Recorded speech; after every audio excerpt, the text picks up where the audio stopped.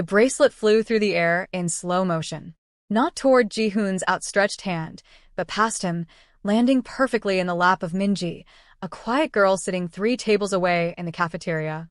Amara didn't even watch it land. She was already back to calibrating the servo motor on her robot, her thick curls pulled into a messy bun, her fingers steady as a surgeon's. Did you just? Ji-hoon Park couldn't finish the sentence. In his 18 years of existence, no one had ever rejected a gift from him, especially not a platinum bracelet that cost more than most people's cars. She looked like she needed something sparkly today, Amara said without looking up. I don't wear jewelry when I'm working. Gets caught in the machinery. The cafeteria had gone completely silent. 300 students held their breath. Yuna actually dropped her phone. This was the equivalent of someone throwing the crown jewels into a trash compactor. Ji-hoon's best friend Taemin grabbed his arm. Hyung, everyone's watching. Maybe we should. No. Ji-hoon sia frightened. He pulled out the chair across from Amara and sat down. Why? Why what? Amara finally looked up. Her dark brown eyes met his without a trace of the awe or nervousness he was used to seeing. She looked at him the same way she'd look at a slightly interesting equation. Why don't I want a bracelet? Because I didn't earn it. I don't take things I didn't work for. It was a gift. From a stranger. She turned back to her robot.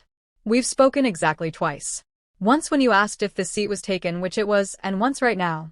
That doesn't make us bracelet exchanging close. Somewhere behind them, a girl started crying. Actually crying. Over a rejection that wasn't even directed at her. 3 weeks earlier, Amara had stepped off the plane at Incheon International Airport with 1 suitcase, 1 enormous backpack full of robotics equipment, and 0 patience for nonsense. The Atlanta heat had followed her in spirit. She was jet-lagged, and the customs officer had made her unpack every single servo motor to prove they weren't suspicious devices. Hanseong International Academy sprawled across a hillside like something out of a drama. Amara appreciated the engineering that went into building on such terrain, but couldn't understand why a school needed a fountain that played classical music. Her scholarship letter said she'd have access to a state-of-the-art robotics lab. That was all that mattered. You're the American? Her roommate Ji-soo looked her up and down. You're going to have every guy in this school losing their minds. I'm here for robotics, not dating. Sure, but... Ji-soo's eyes went wide as she looked out their dorm window. Oh no, he's coming this way. Amara glanced out and saw a crowd of students parting like the Red Sea. In the center walked a tall guy with perfect hair, perfect uniform, and a smile that probably got him out of every detention he'd ever earned. Girls were literally squealing. One fainted. Actually fainted, and had to be caught by her friends. That's Ji-hoon Park, Ji-soo whispered like she was naming a deity. His family owns Park Industries. Hotels, technology, half of Seoul's downtown. He's the most eligible bachelor in Korea. Maybe all of Asia. Good for him. Amara pulled out her laptop. Do you know the Wi-Fi password? Ji-soo stared at her. Did you hear what I just said? I heard you. I don't care. I didn't fly 7,000 miles to worry about some rich boy. If you're already loving Amara's energy, hit that subscribe button because her rejections are about to get even more epic. Their first actual interaction happened in advanced calculus. Amara had claimed the back corner desk, the one with the outlet for her laptop and the best angle to avoid glare on her screen. She was reviewing her notes from her online robotics forum when someone cleared their throat. This is usually where I sit. She looked up. It was the guy from the courtyard, except up close she could see his eyes were actually quite sharp, like he didn't miss much. Okay, there are 30 other desks. But this is my spot. And now it's my spot. Possession is 9/10 of the law. She went back to her screen. He laughed. Actually laughed. You're American. Wow, and you're observant. They should give you a medal. More laughter. He slid into the desk next to hers instead. Oh. Amara. Now, if you don't mind, I'm trying to figure out why my code keeps making my robot turn left when it should go straight. You build robots? I compete with robots. There's a championship in 3 months. I plan to win it. Instead of making friends, she finally turned to face him fully. I have friends back home. I have online friends all over the world. What I don't have is unlimited time to waste on small talk with people who think their family's money makes them interesting. His smile faltered for just a second. Then Mr. Kim walked in, and class started. After class, Ji-soo practically tackled her in the hallway. Do you know what you just did? You rejected Ji-hoon Park's conversation. I didn't reject anything. I just had priorities. Amara, girls would kill to have him sit next to them. Minji's older sister literally transferred schools to get away from the heartbreak when he didn't notice her. Then those girls need better priorities. But Ji-hoon apparently didn't understand the concept of disinterest. The next day, he showed up at her desk again. And the day after that, he started asking about her robot, her competition, her life in Atlanta. Amara answered in short, clipped sentences while working on her designs. Why robotics? He asked one afternoon. Because robots make sense. You program them correctly. They do what they're supposed to do. No games, no drama, no manipulation. Unlike people? Unlike people. He was quiet for a moment. That sounds lonely. It sounds efficient. Then came the gala invitation. Ji-hoon appeared at the robotics lab where Amara was testing her robot's obstacle course navigation. He was wearing a suit that probably cost more than her entire scholarship and holding an embossed invitation. There's a charity gala this Saturday. My family's hosting. I'd like you to come with me. Amara didn't pause in her work. Can't. Regional qualifiers are Saturday. The gala is in the evening. Qualifiers are during the day. And I'll be exhausted. Plus I need to review my performance, adjust my code, and prepare for nationals. Thanks anyway. Amara. He actually sounded frustrated. This is one of the biggest social events of the year. For you. She finally stopped and looked at him. Ji-hoon, I don't know how to make this clearer. I'm not being hard to get. I'm not playing games. I'm genuinely not interested in galas or parties or whatever social currency you're used to trading in. I have a goal. Everything else is just noise. His jaw clenched.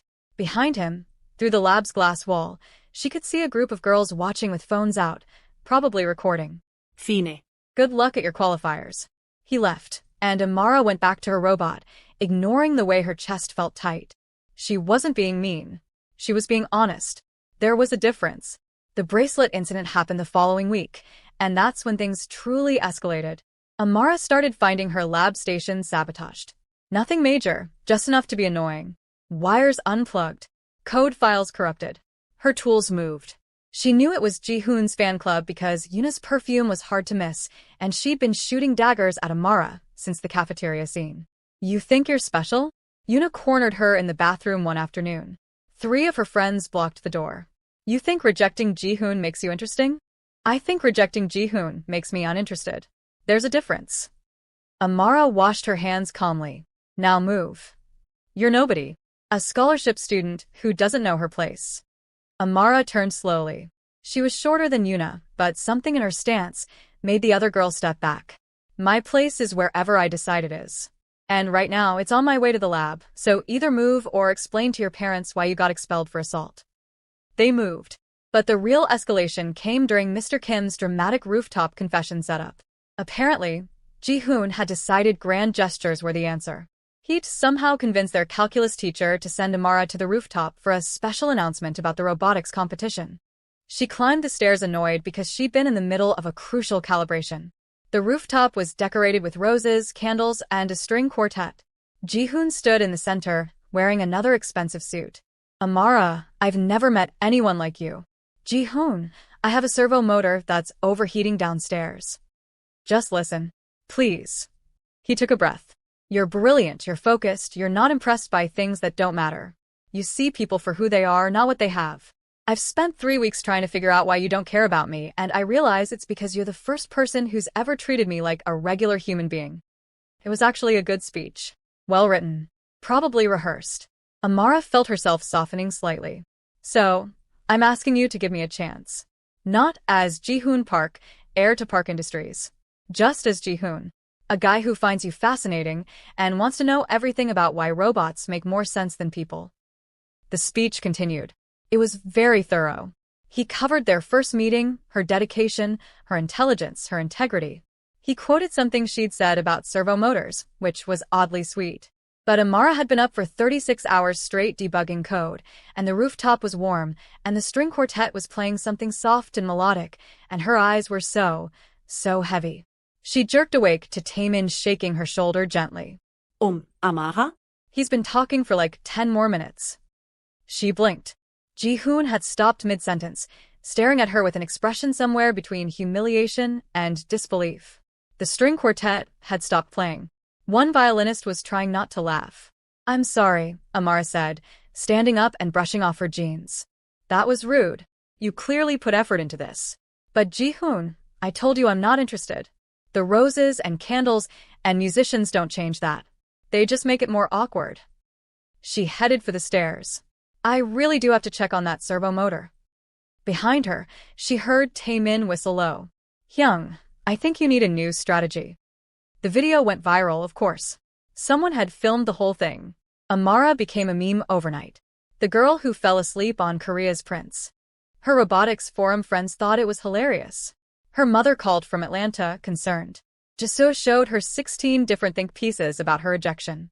"Do you have any idea what you've done to his reputation?" Jisoo asked. "I fell asleep. People do it all the time." Not during Ji-hoon Park's confession, but something shifted after that. Ji-hoon stopped with the grand gestures. He stopped showing up with gifts or invitations. For 3 days, he didn't sit next to her in calculus at all. Amara told herself she was relieved. She could focus on her robotics without distraction. The regional qualifiers were in 2 weeks, and she needed perfect runs.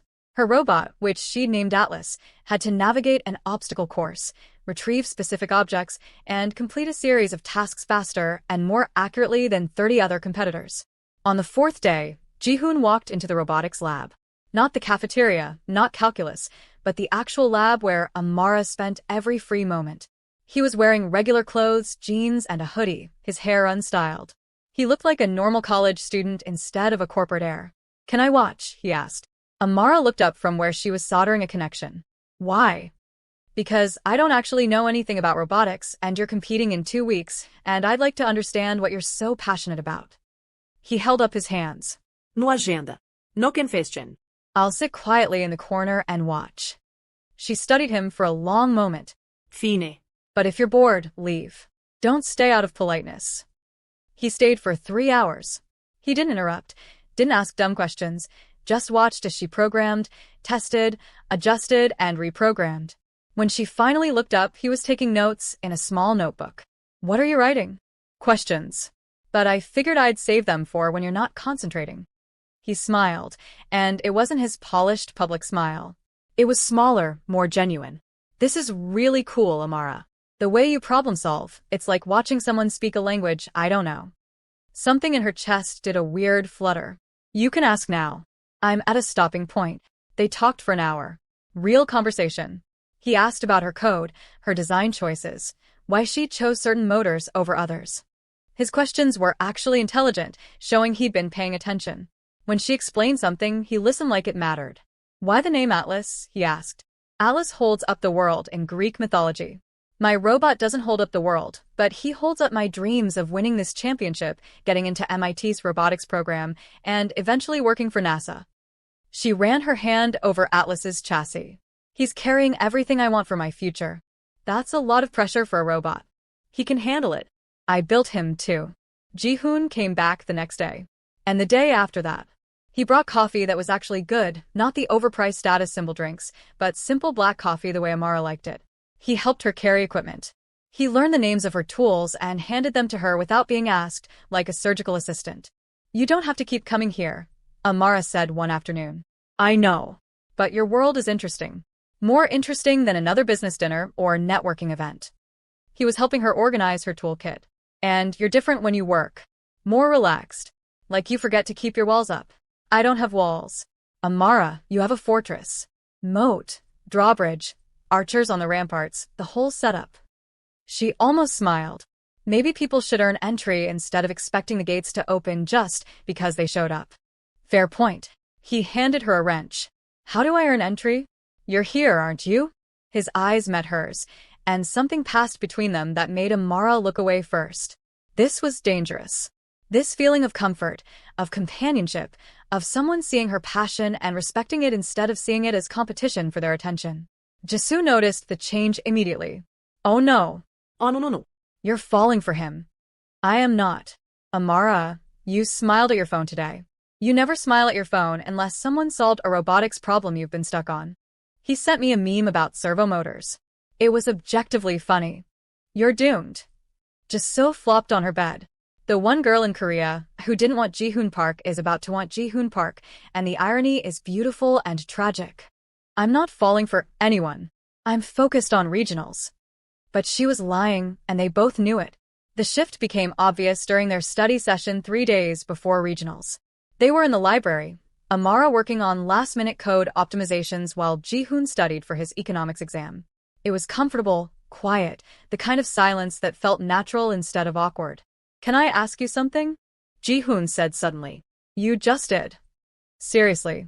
Why were you so determined to keep me at a distance? Amara saved her work before answering. Because guys like you, guys who have everything, you're used to getting what you want. And when you can't have something, it becomes a challenge, a game. I didn't want to be someone's conquest. And now I think maybe you're not playing a game. Maybe you actually see me. She met his eyes. That's scarier than being a conquest. Why? Because conquests end. Real things require vulnerability, and I'm not good at that. Ji-hoon closed his textbook. I'm terrified right now. Want to know why? Because for the first time in my life, I care what someone thinks of me. Not my family name, not my money, not my connections. Me. And the person whose opinion matters most is you. Heir. I'm not asking for anything. I just wanted you to know that. Whatever happens with regionals, whatever happens with us, you changed something in me.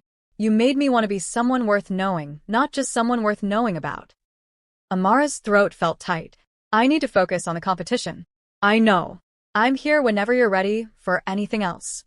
The robotics regional qualifiers were held at Seoul National University's engineering complex. Amara had been preparing for 6 months, 3 of those at Hanseong. Alice had performed perfectly in practice runs. She had this.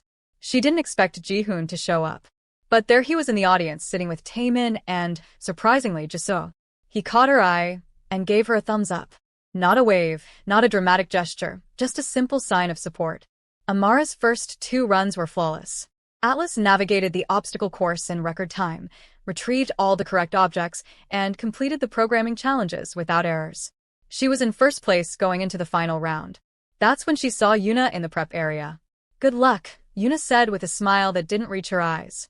I hope your robot performs as well as you think it will. Amara's instinct screamed warning, but there were judges everywhere. Yuna couldn't sabotage anything here. Could she?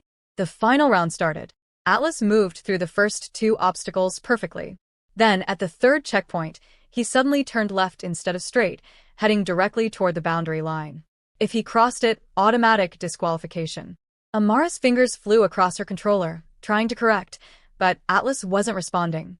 Someone had corrupted her backup code, the code that would override manual controls in case of signal interference.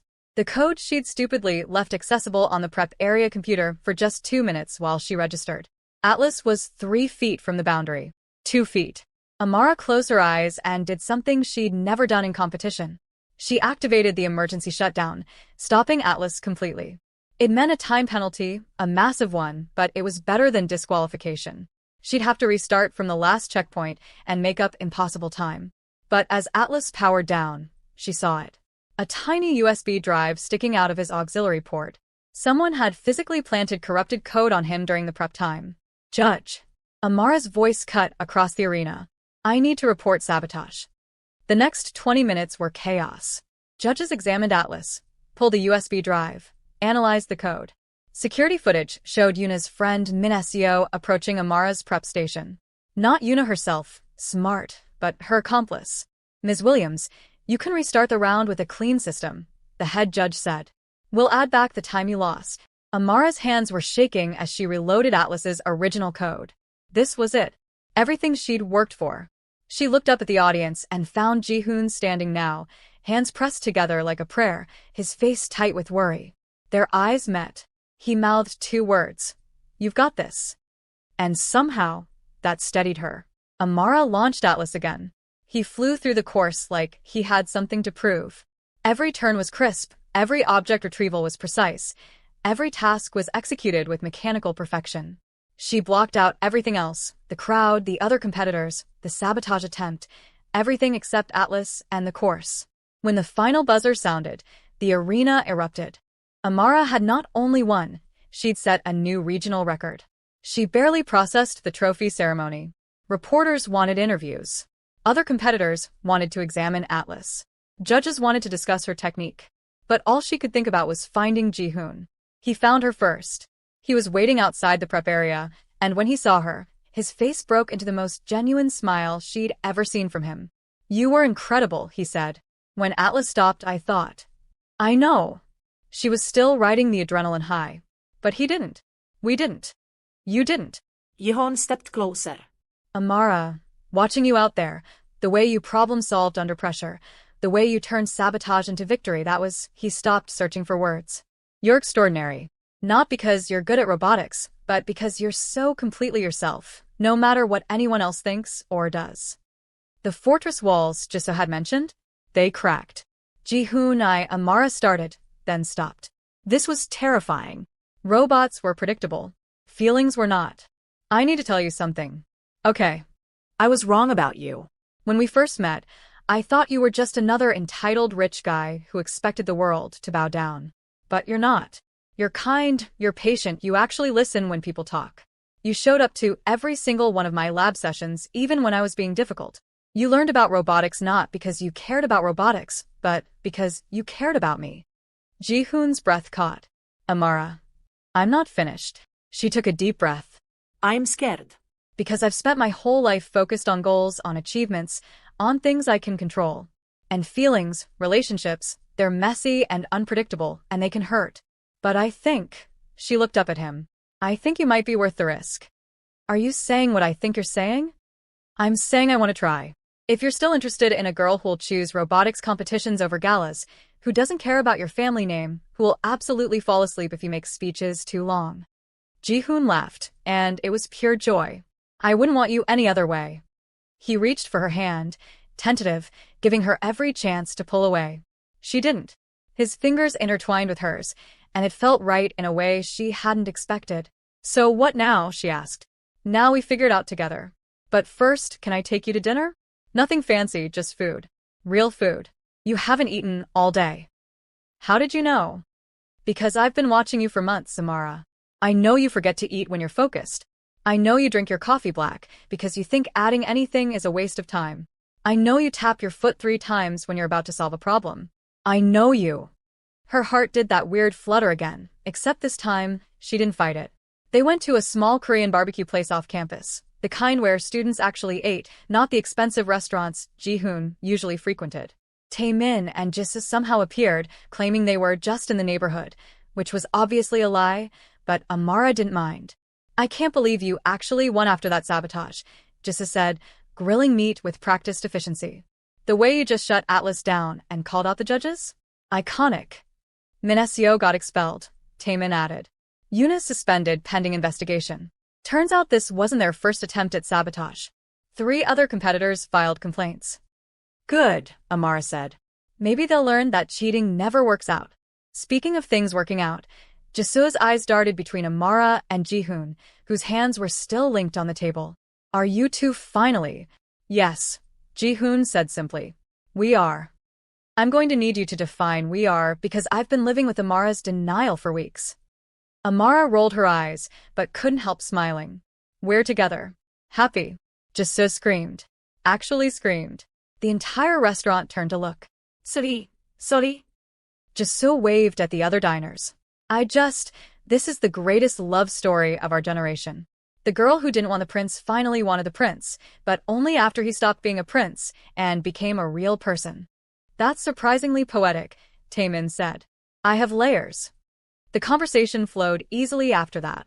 They talked about nationals, about Ji-hoon's business classes, about Taemin's music production dreams, about Ji-soo's fashion design portfolio. It was normal, comfortable, the kind of evening Amara had convinced herself she didn't need. She'd been wrong about a lot of things. Later, Ji-hoon walked her back to her dorm. The campus was quiet, lit by soft pathway lights and the glow from dorm windows. "Thank you," Amara said as they reached her building. "For what?" "For not giving up. For seeing past my walls. For being patient when I was being stubborn." "Amara, you weren't being stubborn. You were protecting yourself. That's not the same thing." He squeezed her hand. "And I'd wait forever, if that's what it took. Let's not test that theory. I'm difficult enough as it is." He laughed and pulled her closer. Can I kiss you? Her heart was racing. You're asking permission? Always. Consent matters, even in relationships. And that, more than anything else, told her she'd made the right choice. She stood on her toes and kissed him first.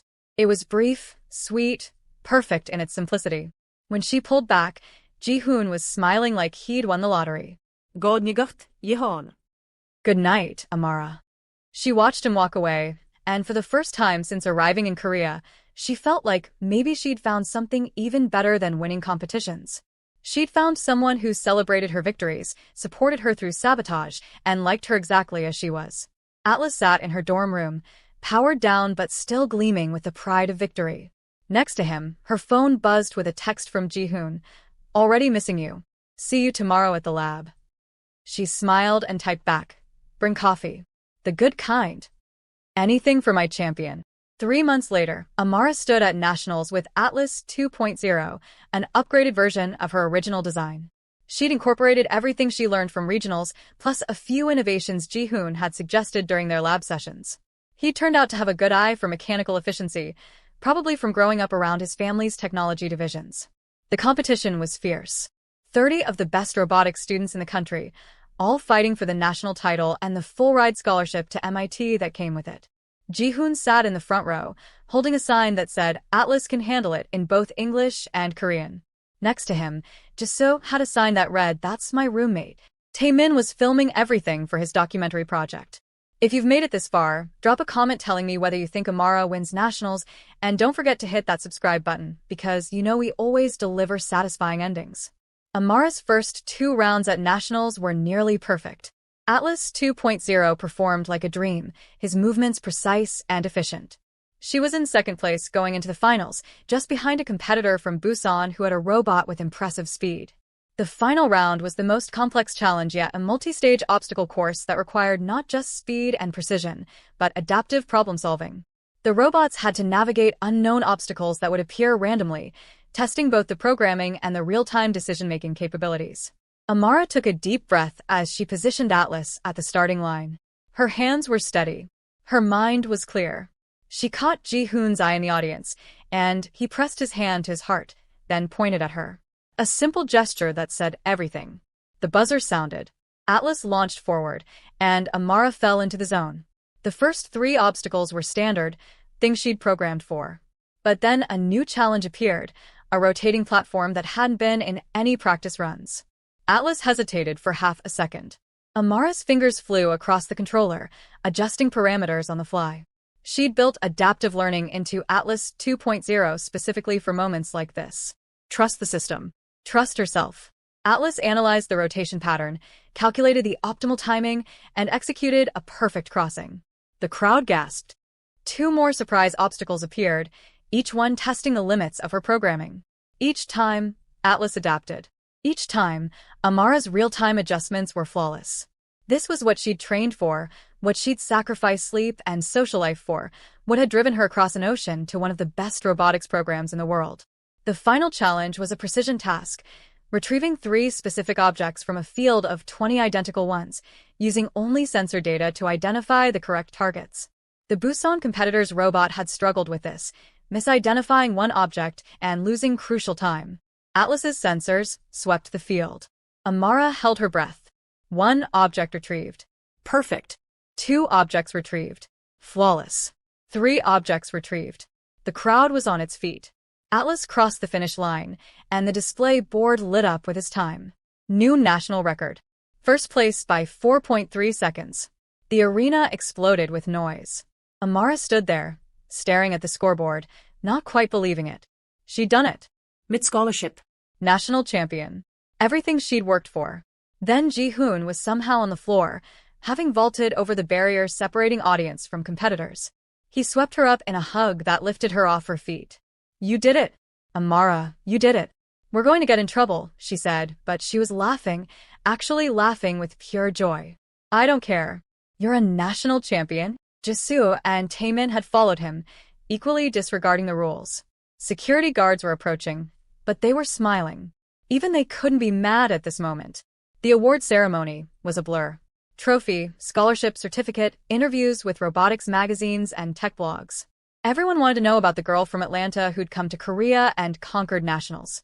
Amara answered questions professionally, but her eyes kept finding Ji-hoon in the crowd.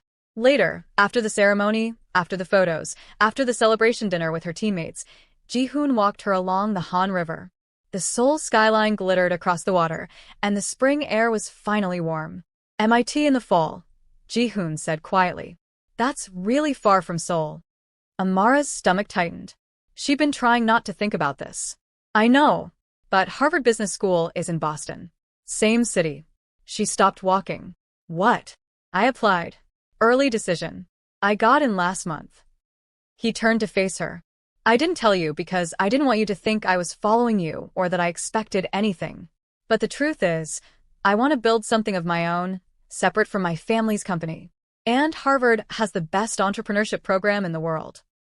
Ji-hoon, you can't make life decisions based on. I'm not. I'm making them based on what I want for my future. And yes, you're part of that future, but you're not the only reason. I want this for me too.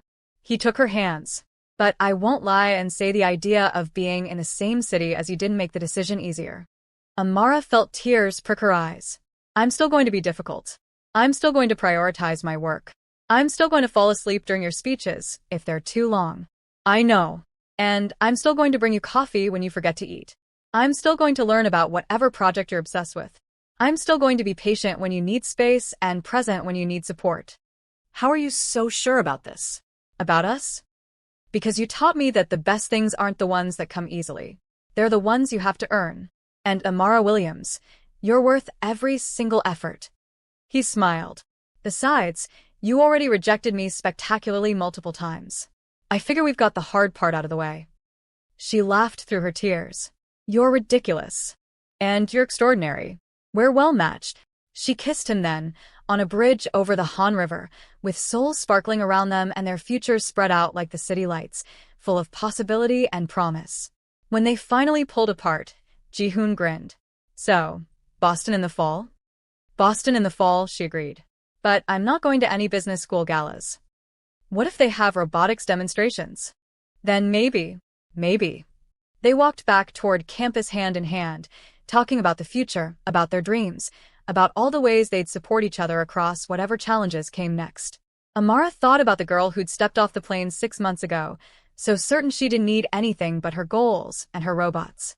She'd been right about the goals, right about the robots. But she'd been wrong about not needing people. Sometimes the best equations included variables you didn't expect. Sometimes the most efficient path wasn't a straight line. Sometimes letting someone past your walls didn't make you weaker, it made you stronger. And sometimes, the prince you kept rejecting turned out to be exactly the partner you needed, once he stopped trying to be a prince and started being himself. Atlas 2.0 sat in his case, national championship medal attached to his chassis. Next to him, Amara's phone displayed a text from her mother. So proud of you, baby. Can't wait to meet this Ji-hoon you keep mentioning. Amara smiled. Her mother was going to love him, or terrify him. Possibly both. What are you smiling about? Ji-hoon asked. Just thinking about how my mom's going to interrogate you when she visits. Should I be worried? Absolutely. She's scarier than Yuna, the sabotage attempt, and nationals combined. Then I'll prepare accordingly. I won the hardest challenge already. I won you. I'm not a prize to be won, Ji-hoon Park. No, you're not. You're a partner to be earned. And I plan to keep earning you every single day. She squeezed his hand. Good answer. They reached the dorm, and before she went inside, Amara turned back to him one more time. Thank you for not giving up on me, even when I gave you every reason to.